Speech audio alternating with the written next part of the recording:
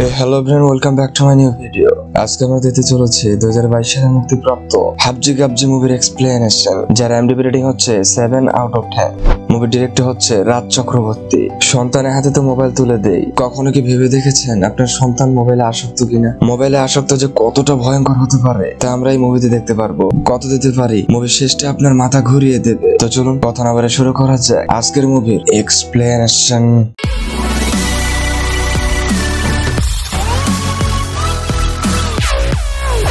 মুভির শুরুতে আমরা একটা বাচ্চাকে দেখি। বাচ্চাটির নাম আনিস বসু, তবে তাকে টিপু নামে ডাকা হয়। টিপু কোনো কারণে খুব ভয়ে ছিল এবং তার মনে হচ্ছিল কেউ তাকে ফলো করছে। টিপু সেখান থেকে পালাতে থাকে। এরপর হাসপাতাল দেখানো হয়, টিপুকে হাসপাতালে ভর্তি করানো হয়। টিপুর বাবা মাকে দেখি, বাবার নাম আদিত্য বসু আর মায়ের নাম অহনা বসু। মা তার সন্তানের এই করুণ অবস্থা দেখে কান্না করে। খানিকক্ষণ পর অহনার ফোনে কেউ একজন ফোন করে। অহনা ফোনটি না ধরে আদিত্যর কাছে নিয়ে আসে। আদিত্য সেই নাম্বারে কল করে। কিছুক্ষণ পর ফোনটা সে বন্ধ করে দেয়। তারা এমনটা কেন করছে তা আমরা মুভির শেষেই বুঝতে পারবো। ডাক্তার আদিত্য অহনাকে ডাক দেয়। ডাক্তার বলে, আপনার ছেলের ফোনে আসক্তি থেকে এমনটা হয়েছে এবং আপনার সন্তানের এমআরআই করতে হবে। ডাক্তার যখন এই কথাগুলো বলছিল, আদিত্য তখন ফোনে কারো মেসেজের রিপ্লাই দিচ্ছে। ডাক্তারের কথা সে কানেও নিচ্ছে না। কিছুক্ষণ পর অহনা আদিত্যর ফোনটি ছুঁড়ে ফেলে আর রেগে গিয়ে সেখান থেকে বেরিয়ে যায়। বাইরে অহনা বলে, আজকে যা হয়েছে তা এই ফোনের জন্য। আদিত্য বলে, অফিস থেকে মেসেজ দিচ্ছিল তাই রিপ্লাই দিচ্ছিলাম। অহনা বলে, আমাদের অবহেলার জন্যই আজকে আমাদের সন্তানের অবস্থা। মুভি ফ্ল্যাশব্যাকে যায়। টিপু যখন ছোট ছিল তখন তার বাবা মা মিলে ছোট্ট একটা ফ্ল্যাটে থাকতো। অহনা আদিত্যকে বলে সে কোনো একটা চাকরির জন্য বাইরে যাবে এবং অহনা আদিত্যকে ঘুম থেকে উঠতে বলে। আদিত্য পেশায় ছিলেন একজন ব্যাংকার। কিছুক্ষণ পর তারা দুজনে বেরিয়ে পড়ে কাজের উদ্দেশ্যে।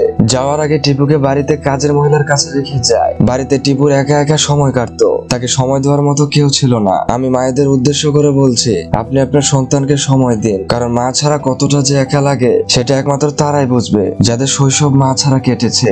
যাই হোক, টিপুর এভাবে সময় কাটতে থাকে। এক রাতে আদিত্য কাজ থেকে বাড়ি ফিরলে টিপু তার বাবাকে বলে, বাবা আসো ক্রিকেট খেলি। ছেলের আবদারে আদিত্যর ইচ্ছা না থাকা সত্ত্বেও একটা বল করে। কিছুক্ষণ পর আদিত্য তার ছেলেকে ফোন দিয়ে বলে, তুমি এখানে ক্রিকেট খেলতে পারো। আদিত্য তার ছেলের হাতে ফোনটা দিয়ে বলে, তুমি এখন গেম খেলো। তারপর আদিত্য অহনাকে বলে, সামনে আমরা একটা নতুন ফ্ল্যাটে উঠবো। এইসব শুনে অহনা খুবই খুশি হয়। রাতে তারা একটা পার্টিতে যায়। পার্টিতে অহনাকে কয়েকজন মহিলা নিয়ে যায়। অহনা টিপুকে তার বাবার কাছে রেখে যায়। একটু পর টিপু একটা বাচ্চা মেয়েকে দেখে। বাচ্চা মেয়েটি বলে, আমি এখন তোমার সাথে কথা বলবো না, কারণ আমি এখন গেম খেলছি। টিপু তার মায়ের কাছে যায়। টিপুর মা টিপুকে তার বাবার কাছে দিয়ে দেয়। আদিত্য তার ছেলেকে একটা জায়গায় বসায়। তারপর টিপুর হাতে ফোন দিয়ে বলে, তুমি এখানে বসে গেম খেলো। একদিকে সকলে মিলে আড্ডা দিচ্ছে আর অন্যদিকে ছোট্ট দুটি বাচ্চা ফোনের মধ্যে ডুবে আছে। কি সুন্দর দৃশ্য, তাই না? কিছুদিন পর আদিত্য অহনাকে বলে সে নতুন ফ্ল্যাট কিনেছে। এই শুনে টিপু সহ সকলে আনন্দ করতে থাকে। কিছু বছর পর টিপুর জন্মদিনে টিপুকে সারপ্রাইজ দেওয়া হয়। আদিত্য টিপুর জন্য কেক নিয়ে আসে। কিছুক্ষণ পর টিপু বলে,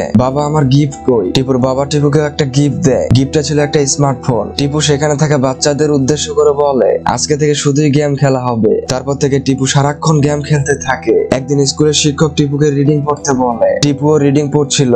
একটু পর শিক্ষক বলে, টিপু তুমি তো দুটো লাইন স্কিপ করেছো, ভালো করে পড়ো। টিপু আবারও পড়া শুরু করে, কিন্তু আবারও সে দুটি লাইন স্কিপ করে। টিপু কিছুতেই বুঝছিল না কেন এমনটা হচ্ছে। তারপর টিপু চোখের ডাক্তারের কাছে যায়। ডাক্তার বলে, অতিরিক্ত ফোন দেখার কারণে এমনটা হয়েছে, তাই তাকে ফোন কম চালাতে হবে। পরের দিন টিপু ফোনে গেম খেলছিল।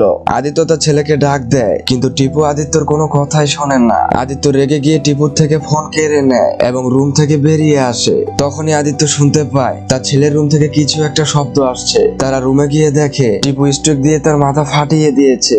সেই অবস্থায় টিপু তার বাবার কাছে ফোনটা চাচ্ছে। তারপর থেকে টিপু আরো বেশি করে গেমে আসক্ত হয়ে পড়ে, এমনকি সে নিজেকে গেমের মধ্যে আবিষ্কার করছে। রাতের বেলা আদিত্য অহনা টিভি দেখছিল। টিভিতে বলা হচ্ছে সন্তান তার বাবাকে হত্যা করেছে, কেননা বাবা তার সন্তানকে গেম খেলতে দেয়নি তাই। এইটা শুনে অহনা খুবই ভয় পেয়ে যায় এবং সাথে সাথে টিপুর কাছে যায়। এদিকে টিপু তখনও গেম খেলছিল। অহনা টিপুকে বই বের করতে বলে। তারপর টিপুকে সে লিখতে বলে। অহনা লক্ষ্য করে টিপুর হাতের লেখা বেঁকে যাচ্ছে। টিপু বলে, মা আমি তো এইভাবে ওইভাবে লিখি। অহনা তখন টিপুর হাতে লেখাগুলো দেখে। অহনা দেখতে পায় টিপু অনেকদিন যাবত বাঁকা করে লিখছে। অহনা আরো দেখে যে স্কুল থেকে অভিভাবকদের যেতে বলেছিল, কিন্তু টিপু এই ব্যাপারটা বলেইনি। অহনা টিপুর স্কুলে যায়। শিক্ষিকা বলে আপনার ছেলে 2টা সাবজেক্টে ফেল করেছে। তারপর অহনা এই সবকিছুই আদিত্যকে খুলে বলে। অহনা বলে আমি তোমার ছেলের সাথে আর পারছি না। অহনা আরো বলে টিপুকে ফোন দেয়নি বলে সে বাড়ির সবকিছু ভেঙে দিয়েছে, এমনকি সে টিভিটাও ভেঙে দিয়েছে। আদিত্য বলে তুমি টিপুকে ফোনটা দাও। অহনা টিপুকে ফোন দেয় বাবার সাথে কথা বলার জন্য। আদিত্য বলে তুমি ঘরের জিনিসপত্র কেন ভেঙেছো? টিপু বলে আম্মু সব মিথ্যে বলেছে। ছেলের মুখে এই কথা শুনে অহনা যেন আকাশ থেকে পড়ে, কেননা তার সন্তান যে মিথ্যা কথা বলা শিখে গেছে। রাতে আদিত্য বাসায় আসলে অহনা আদিত্যকে সবকিছু দেখায় যেগুলো টিপু ভেঙেছিল। তারপর আদিত্য টিপুর ফোনটা ভেঙে দেয়। আদিত্য বলে আজ থেকে কোনো ফোন নয়, এখন থেকে পড়াশোনা করতে হবে। ফোন ভেঙে দেয় টিপু খুব রাগ করে, এই জন্য টিপু তার বাবাকে ধাক্কা দেয়। গাইস একটাবার ভাবুন, সন্তান তার বাবার গায়ে হাত তুলছে শুধুমাত্র ফোন ব্যবহার করতে দিচ্ছে না বলে। তারপর টিপুকে একজন বিশেষজ্ঞের কাছে নিয়ে যাওয়া হয়। আদিত্যর অর্জুন নামের একজন ভাই বলে সন্তানকে যদি খেলার বয়সে হাতে ফোন তুলে দেওয়া হয় তাহলে তো এমন হবেই। আদিত্য বলে যা হওয়ার হয়েছে, এখন কি করা যাবে সেটা বলুন। সেই বিশেষজ্ঞ বলে টিপুর কাছ থেকে ফোন কেড়ে নেওয়া যাবে না, তার থেকে এমন একটা জায়গায় নিয়ে যান যেখানে কোনো নেটওয়ার্ক বা ইন্টারনেট নেই। মুভি আবার বর্তমানে আসে। টিপুর কথা শুনে অর্জুন হাসপাতালে এসেছে। অর্জুন বলে তোরা তো ঘুরতে গেছিলিস, তবে কি এমন হলো যে এত তাড়াতাড়ি ফিরে আসলি? মুভি আবারও ফ্ল্যাশব্যাকে যায়। আদিত্য সহ সকলে তুরুপ নামের একটা জায়গায় আসে। টিপু কিছুতেই তার ফোনে নেটওয়ার্ক পাচ্ছিল না। তারা একটা রিসোর্টে আসে। রিসোর্টে দুজন কেয়ারটেকার আদিত্যদের খুব ভালোভাবে বরণ করে নেয়। তারা যখন রিসিপশনে নাম লিখছিল আদিত্য সেখানে একটা গান দেখতে পায়। এই ব্যাপারে জানতে চাইলে কেয়ারটেকার বলে এই বন্দুকটা অনেক আগের, এর ভেতরে 2টি গুলি ভরাট করা আছে। আদিত্য টিপুকে এই বন্দুকটি দেখায়। কিছুক্ষণ পর টিপু নেটওয়ার্কের জন্য খুবই চেষ্টা করছিল, কিন্তু কিছুতেই সে নেটওয়ার্ক পায় না, যার কারণে সে বিরক্ত হয়ে ফোনটি মাটিতে ফেলে দেয়। তারপর তার বাবা মাকে বলে সে এখানে থাকবে না। রাতে যখন তারা ডিনার করছিল তখন আদিত্য কেয়ারটেকারকে বলে আচ্ছা আপনাদের এখানে কোনো নেটওয়ার্ক বা ওয়াইফাই নেই কেন? এই শুনে কেয়ারটেকার বলে আমরা ইচ্ছে করে এমন জায়গায় রিসোর্টটা বানিয়েছি যাতে করে মানুষ এই প্রকৃতির অপার সৌন্দর্য ভালোভাবে উপভোগ করতে পারে। পরের দিন সকালে জায়গাটা ঘোরার জন্য বের হয়। অহনা টিপুকে ডাক দেয়। টিপু যখন আসছিল তখন সে একজনকে দেখতে পায়। টিপু সেই লোকটির কাছে গিয়ে বলে আপনার ফোনটা কি আমাকে একটু দেবেন? তখনই অহনা টিপুকে ডাক দেয় গাড়িতে ওঠার জন্য। কিছু তো যাওয়ার পর টিপু বলে বাবা আমি মোমো খাবো। আদিত্য ড্রাইভারকে বলে এখানে মোমো কোথায় পাওয়া যাবে? ড্রাইভার বলে সামনে ছোট্ট একটা বাজার আছে, সেখানেই পাবেন। তারপর আমরা দেখি আসলে টিপু সেই লোকটিকে বলেছিল এখানে নেটওয়ার্ক কোথায় পাওয়া যাবে। লোকটি বলে সামনে একটা ছোট্ট বাজার আছে, তার পাশেই নেটওয়ার্ক পাবে। টিপু বলে সেই বাজারে খুব বিখ্যাত খাবার কোনটা? লোকটি তখন বলে মোমো। আসলে মোমো খাওয়াটা তো একটা অজুহাত ছিল। আদিত্য অহনা মোমো অর্ডার দেয়। টিপু হাত ধোয়ার জন্য বাইরে যায়। আদিত্য অহনা ভাবে তাদের সন্তান হয়তো সুস্থ হয়ে উঠছে। এদিকে টিপু দেখে তার ফোনে নেটওয়ার্ক এসেছে। অনেকক্ষণ হয়ে যায়, টিপু এখনো হাত ধুয়ে আসে না। একটু পর আদিত্য দেখে টিপু ফোনে গেম খেলছে। আদিত্য টিপুকে তাদের সাথে যেতে বলে। অহনা পর্যন্ত টিপুকে যেতে বলে, কিন্তু টিপু তাদের কোনো কথাই শোনে না। আদিত্য রেগে গিয়ে ফোনটা কেড়ে নেয়। টিপু বলে বাবা তুমি যদি ফোনটা না দাও তাহলে আমি এমন এক জায়গায় চলে যাব, আর খুঁজে পাবে না। কিছুক্ষণ পর অহনা টিপুকে খুঁজতে আসে, কিন্তু খুঁজে পায় না। আদিত্য সহ খোঁজাখুঁজি করে, কিন্তু খুঁজে পায় না। কিছুক্ষণ পর টিপুকে তারা খুঁজে পায়। টিপু বলে বাবা আমি এখানে থাকতে পারছি না, আমার দম বন্ধ লাগছে। আদিত্য বলে ঠিক আছে আমরা বাসায় যাব। বাসায় এসে টিপু গেম খেলা শুরু করে দেয়। টিপু এত পরিমাণে গেম খেলার জন্য তার মস্তিষ্কে চাপ হতে থাকে। কিছুক্ষণ পর অহনা দেখে টিপু অচেতন অবস্থায় বিছানায় পড়ে আছে। ছেলের এই অবস্থা দেখে তারা টিপুকে হাসপাতালে ভর্তি করে। মুভি আবারও বর্তমানে আসে। হাসপাতালে দুজন লোক আসে, তারা আদিত্য ও অহনাকে খুঁজছিল। অবশেষে তারা আদিত্যকে খুঁজে পায়। তারা আদিত্যর সাথে কথা বলার জন্য আলাদা জায়গায় নিয়ে যায়। অহনা অর্জুনকে বলে এই লোকগুলো আদিত্যর অফিসের। লোকগুলো বলে তারা হচ্ছেন পুলিশ। আদিত্য বলে স্যার আমি কিছু করিনি। তারপর সেখানে অহনাও আসে। পুলিশ বলে আপনার নাম্বারে ফোন করেছি, কিন্তু ফোন বন্ধ করেছেন কেন?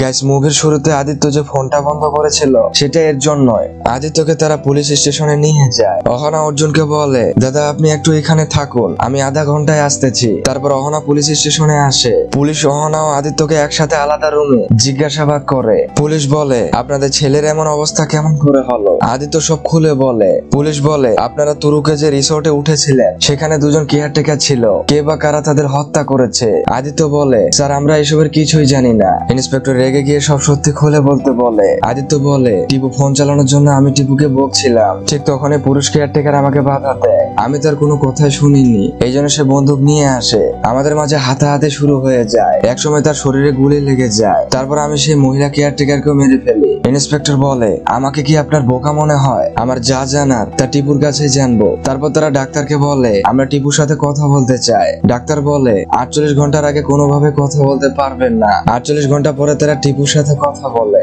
ইন্সপেক্টর বলে, সেদিন আসলে কি হয়েছিল একটু সত্যি করে বলবে? টিপু বলে, তরুকে আমার সময় একদমই ভালো কাটছিল না। কিছুক্ষণ পর আমি দেখি এনিমি আমাকে মারতে আসছে। আমিও তাদেরকে মারতে হাতে একটি বন্দুক নিলাম। একটু পর দুজন এনিমিকে আমি মেরে ফেলি। তারপর আমার বাবা আসলো। তারপর আমি দেখলাম যাদেরকে আমি মেরেছি তারা এনিমি ছিল না, তারা কেয়ারটেকার ছিল।